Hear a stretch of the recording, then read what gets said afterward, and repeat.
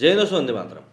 पाकिस्तान का economic crisis इस समय वर्ल्ड स्टेज के ऊपर एक बहुत बड़ा मुद्दा बना हुआ है।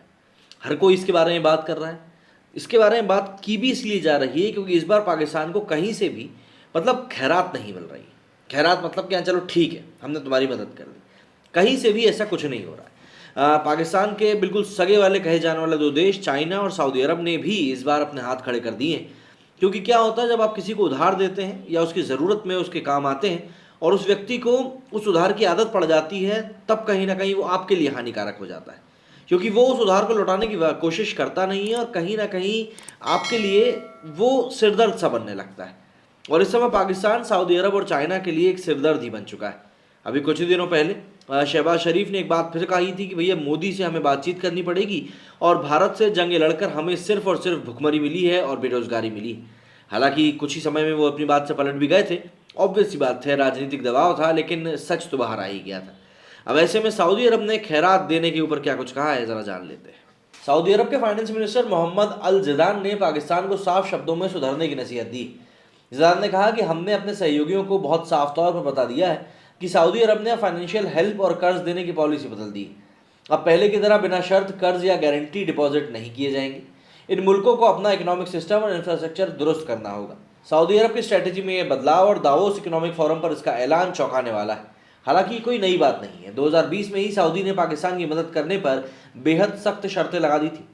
पिछले हफ्ते भी उसने शहबाज शरीफ को मदद का भरोसा दिलाया, लेकिन साफ कर दिया कि वे शर्तें पुरानी ही रहेंगी। अब देखिए, दावोस में इस वक्त वर्ल्ड इकोनॉमिक फोरम की एनुअल मीटिंग चल रही है। गुरुवार को सऊदी वित्त मंत्री मोहम्मद अल जिदान ने इसमें भाषण दिया और कहा कि बतौर मुल्क हमने फैसला लिया है कि अब हम सहयोगी देशों की उस तरीके से मदद नहीं करेंगे जैसी पहले करते थे। पहले हम सीधे और बिना शर्त आर्थिक मदद करते थे, उनके खजाने में बिना शर्त डिपॉजिट भी कर देते थे, लेकिन अब ये चीज़ नहीं होगी।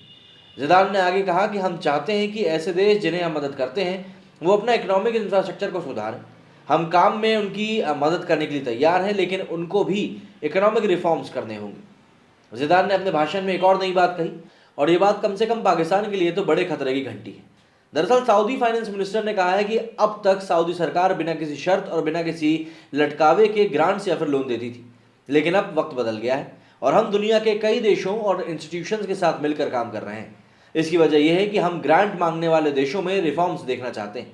इतना ही नहीं, हम इसकी मॉनिटरिंग भी करने वाले हैं। अब मॉनिटरिंग का सीधा सीधा मतलब आप इस तरीके से समझिए कि सऊदी वित्त मंत्री के भाषण में ये दो बातें जो सामने आई, दोनों ही पाकिस्तान के बारे में कही गई। पहली, अब ग्रांट यानी कि मदद नहीं मिलेगी, और दूसरी, इन देशों ने जो रिफॉर्म्स किए हैं उनकी मॉनिटरिंग करी जाएगी। 2020 में इमरान खान पाकिस्तान के वजीर आजम थे, तब भी पाकिस्तान बिल्कुल दिवालिया होने की कगार पर पहुंच गया था। उस वक्त सऊदी ने ऐन वक्त पर उसे $3 अरब देकर बचा लिया था। $1 अरब यूएई ने दे दिया था। बतौर मिल्क पाकिस्तान के लिए सबसे शर्मिंदगी वाला मैसेज भी इन दोनों मददगार मुस्लिम दोस्तों ने ही दिया। सऊदी और यूएई ने पाकिस्तान के सामने तब दो शर्तें रखी थी। पहली, ये पैसा गारंटी मनी या डिपॉजिट होगा, यानी इसे खर्च नहीं किया जा सकता, और दूसरी, इस पर ब्याज देना होगा, और दोनों ही सरकारें सिर्फ 36 घंटे के नोटिस पर ही पैसा वापस ले लेंगी।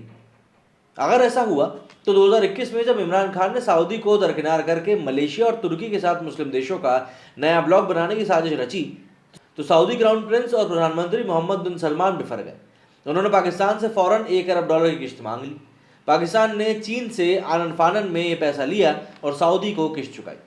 बहरहाल बाद में तब के Pakistani army chief general Qamar Javed Bajwa ने मुल्क और इमरान की इज्जत बचाई। बाजवा सऊदी और यूएई गए और वहां की सरकारों से इमरान के किए पर माफी मांगकर हालात सामान्य करने की कोशिश करी। पिछले दिनों शहबाज शरीफ ने ताशकंद में एक इंटरव्यू के दौरान कहा था कि पिछली हुकूमत मतलब कि इमरान खान के दौर में हमें कई सारी जो मुल्क थे उनसे हमारे रिश्ते खराब हो गए और मुझे खुद इन देशों के हुक्मरानों से इस बारे में बात करनी पड़ी। और अगर हम बात करें कि अब क्या हो रहा है, तो देखिए, 10 जनवरी को सऊदी क्राउन प्रिंस MBS ने सऊदी डेवलपमेंट फंड के अफसरों से कहा था कि वो पाकिस्तान को सीधे मदद देने के बजाय वहाँ इन्वेस्टमेंट की संभावना तलाशें। इसके लिए उन्होंने $10 अरब इन्वेस्ट करने का भरोसा भी दिलाया था। MBS का यह दावा एक तरह से पाकिस्तान को टालने की कोशिश लगती है। इसकी वजह यह है कि 2019 में भी मोहम्मद बिन सलमान ने यही वादा किया था और उसके बाद एक पैसा भी इस प्रोजेक्ट के लिए नहीं दिया। अब इस बार वो क्या करते हैं, ये देखने वाली बात होगी। पिछले हफ्ते जब शहबाज सऊदी में थे तो मोहम्मद बिन सलमान ने पाकिस्तान को $5 अरब की मदद का भरोसा दिया था। इसके लिए पुरानी दोनों शर्तें कायम रखी गई थी। लेकिन मजे की बात यह है कि जब शरीफ मुल्क लौटे तो साफ हो गया कि 5 नहीं बल्कि सिर्फ $2 अरब मिलेंगे। $3 अरब तो वो हैं जो अब भी पाकिस्तान के खजाने में मौजूद है, यानी ये पुराना कर्ज ही है जो कि सऊदी सरकार ने नए हिसाब में जोड़ लिया है। दूसरी तरफ सऊदी ने इसी दौरान इजिप्ट यानी मिस्र को करीब $7.5 अरब का लोन दिया। इसके अलावा $1.5 अरब पावर प्लांट के लिए भी डोनेट किए। एमबीएस ने वादा किया है कि वो इजिप्ट में $30 अरब इन्वेस्ट करेगा। पाकिस्तान के मामले में उन्होंने ऐसा कोई कदम नहीं उठाया, तो ये साफ तौर पर बताने के लिए काफ़ी है कि सऊदी की जो पॉलिसी है अब वो पाकिस्तान को लेकर काफ़ी सख्त हो चुकी है। तो ऐसे में पाकिस्तान को आने वाले दिनों में इस बात को ध्यान में रखना पड़ेगा कि अब वो यूं ही किसी से भी खैरात मांगने नहीं जा पाएगा, और यही बात उसके लिए अब एक समस्या ही बनने वाली है। आपका इस बारे में क्या कहना है, कमेंट करके जरूर बताइएगा। मेरे स्टूडियो फिलहाल इतना ही। जय हिंद, जय भारत।